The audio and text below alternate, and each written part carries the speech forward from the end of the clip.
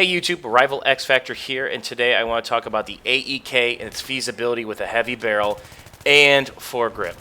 I'm going to link a video down below of how to control the recoil on this bad boy of a skill cannon. So I want to show you some live footage because a lot of my stuff I shoot at the wall, and it's kind of easy to counter the recoil when nobody's shooting at you. So I want to give you guys kind of an idea of the way I play with this gun. It's not great for long distance.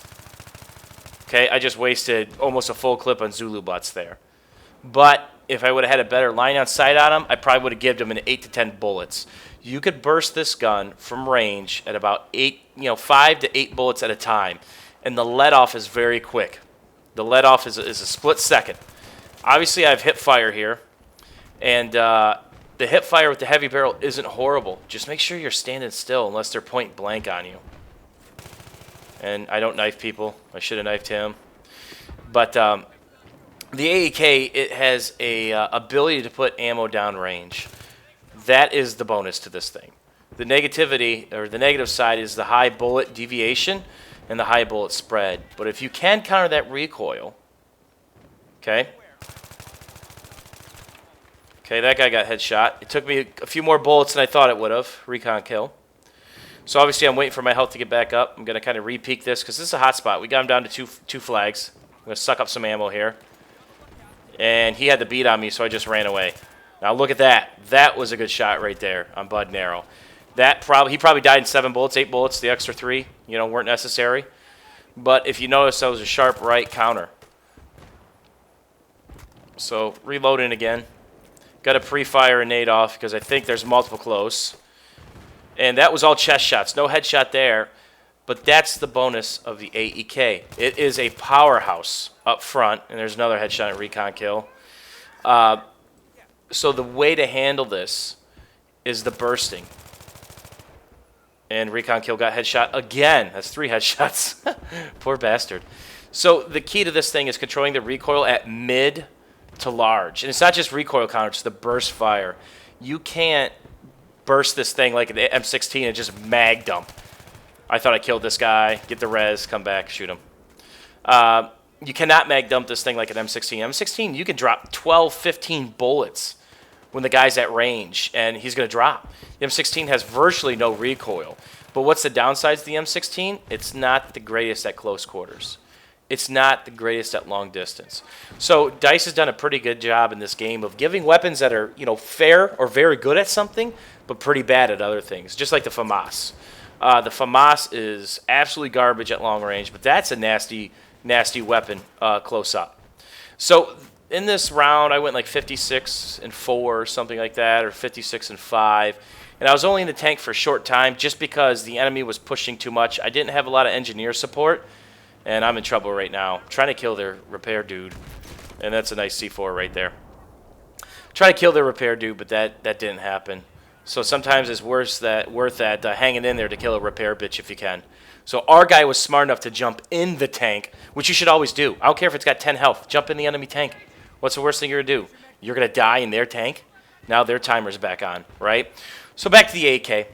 And another feasible combination for this is foregrip laser for close quarters stuff like Bazaar and even smaller version of Seine.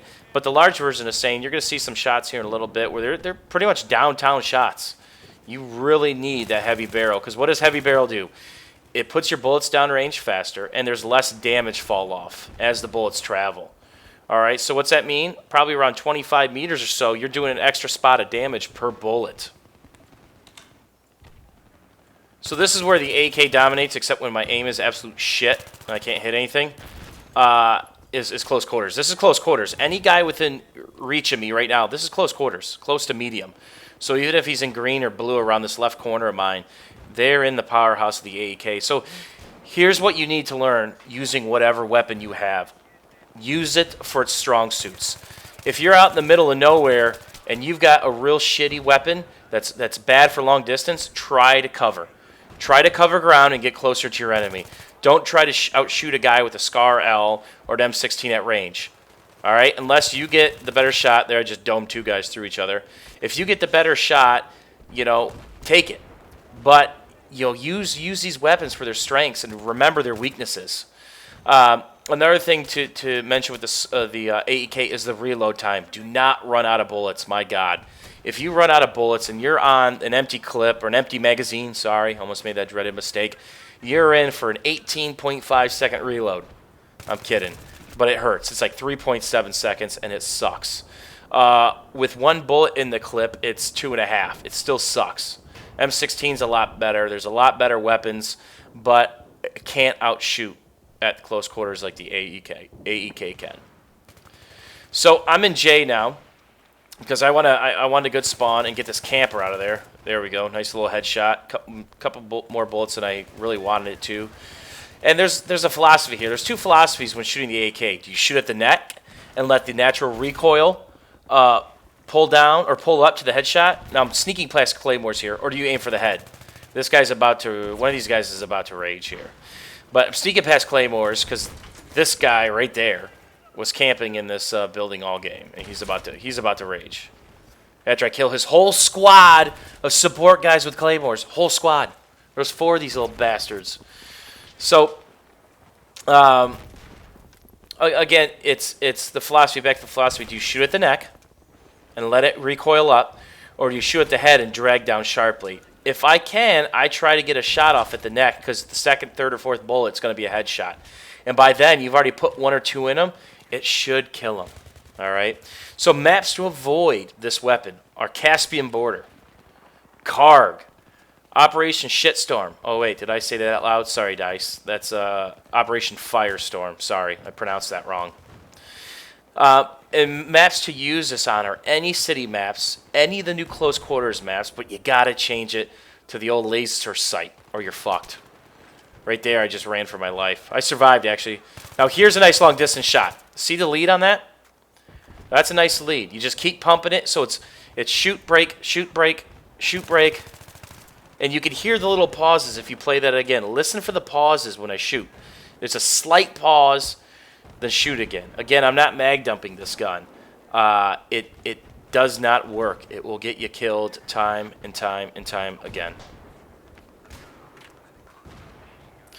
So let's take a look as we kind of take this C bridge. That guy got headshot. This is medium range here. This is what I call medium range on the outskirts of longer range. The bullet drop off is pretty good here. And see that double burst? Just play that again to catch the sound of it. I wish I was a slick editor that could slow it down, but I can't because I'm bad. But listen for the way I shoot the gun at this range. That's the key, okay? It's not so much that the aim is sweet, the recoil correction's sweet, it's the burst. That's the biggest part of shooting this gun is not overbursting it because the deviation, wow, that guy's body just blew straight the fuck up. The bullet deviation is so gnarly on this gun. Those first five bullets is just, the recoil is kind of crazy. I would easily say that this gun has a lot of recoil compared to other things, except for hipfire guns like the A91 and stuff like that, and the MP5 that's got a lot of recoil on it, MP7. I'm watching this guy knife somebody. I seek pleasure through other people knifing because I really don't do it. So let's take a look here. Here's medium range right here. Spiral shot. I'm sorry, buddy. You got headshot about 7 times this round. So now I'm trying to work my way up these D stairs and probably pick off a couple snipers because I see guys in the mini map. It's like, oh fuck, gotta throw a grenade. But that is the powerhouse of the AEK. It just drops people from close range.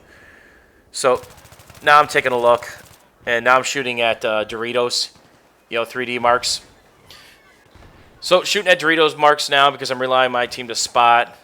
There's a guy in store there. This guy, I can't believe I whiffed on. One more bullet. And then he comes out and I finish the job. He was going to knife my little sniper buddy. So I hope you give this combination a try because it's very, very feasible on at least 60% of the maps in this game, maybe more. If you think you're being outshot by the M16 at close quarters, if a guy's got better aim, you're done. I don't care what weapon he has. But if your aims are similar, this has a close... I didn't even see that guy. If your aim is similar, you should win this fight 70 to 80% of the time with this gun at close range and even medium range. And here I am being the team player. Take care of my squaddies. So give this gun a try. I thoroughly endorse this gun. A lot of you guys know I've got 6,000 or 7,000 kills with this kit. This AEK. This guy's trying to noob tube me. But you know, this is one of my top assault kits for sure. This gun, the Scar L, the M16. Those are my top 3 assault kits right now as it stands in this game. And I'm going to do a video on a couple of these things, just showing you real life situations on how to use it. So hopefully you guys enjoyed this video. And until next time, YouTube, take care.